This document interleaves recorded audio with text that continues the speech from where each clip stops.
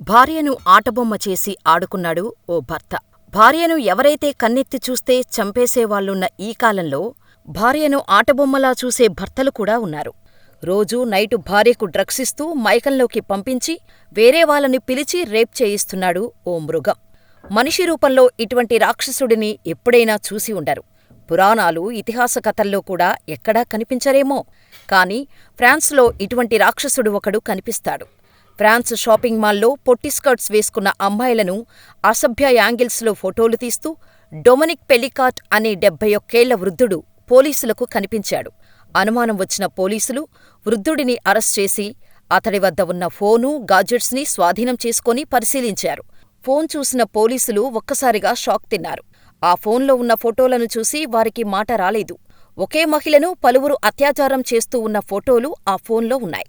కదలకుండా పడి ఉన్న మహిళను రేప్ చేస్తూ ఉన్న విజువల్స్ ఆ ఫోన్లో ఉన్న వీడియోస్లో కనిపించాయి.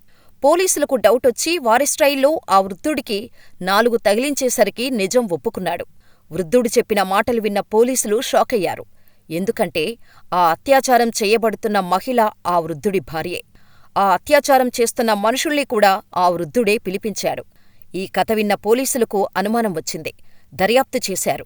ఇక్కడే అసలు గుట్టు బయటపడింది. డొమినిక్ పెలికాట్ అనే వృద్ధుడు ఫ్రాన్స్లో ఏవిగ్నాన్ ప్రావిన్స్లోని మాజాన్ గ్రామానికి చెందినవాడు. ఫ్రాన్స్ ప్రభుత్వ యాజమాన్యంలోని విద్యుత్ వినియోగ సంస్థ ఈడీఎఫ్లో మాజీ ఉద్యోగి కూడా. తన భార్యకు 72 ఏళ్లు. కాగా డొమినిక్ 2011 నుంచి 2020 మధ్యకాలంలో రోజూ రాత్రి తన భార్య తినే భోజనంలో డ్రగ్స్ కలిపేవాడు. దీంతో ఆమె స్పృహ తప్పి పడిపోయేది. ఆ తర్వాత బయట వ్యక్తులను తన ఇంటికి పిలిపించి భార్యపై అత్యాచారం చేయించేవాడు.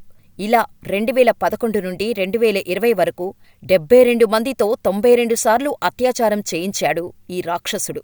అయితే ఆమెపై అత్యాచారం చేసిన వారిలో 24 ఏళ్ల నుంచి 74 మధ్య వయసున్నవారు ఉన్నట్టు పోలీసులు గుర్తించారు. ఇలా చేసిన వారి గురించి పోలీసులు సమాచారం సేకరించగా మొత్తం 72 మందిలో 51 మందిని ఇప్పటివరకు పోలీసులు గుర్తించారు. అయితే వచ్చినవారు భార్యపై లైంగిక దాడి చేస్తుంటే వాటిని రహస్యంగా వీడియోలు తీసేవాడట. ఇలా తీసిన వీడియోలను వెబ్సైట్లో అప్లోడ్ చేసేవాడని పోలీసులు తెలిపారు. ఈ విషయం తెలుసుకున్న నిందితుడి భార్య షాకైంది. తనకు తెలియకుండా తనకు మత్తుమందు ఇచ్చి భర్త చేసిన ఆకృత్యాల గురించి తెలిసి ఆమె కుమిలిపోయింది. భర్తను శిక్షించాలి అనుకుంది. ధైర్యంగా బయటకు వచ్చి బహిరంగ విచారణ జరపాలని ఆమె డిమాండ్ చేసింది. భవిష్యత్తులో మహిళలపై ఇలాంటి ఘటనలు జరగకుండా కఠినమైన చర్యలు తీసుకోవాలని ఆమె కోరింది. అంతేకాదు, బాధితురాలు తన 3 పిల్లలతో కోర్టుకు వచ్చింది. అయితే నిందితుడు డొమినిక్ పెలికాట్పై 1991లో హత్య, అత్యాచారం, 1999లో అత్యాచార యత్నం వంటి అభియోగాలు కూడా ఉన్నట్టు పోలీసులు తెలిపారు. సెప్టెంబర్ 20 తేదీ వరకు విచారణ కొనసాగనుంది.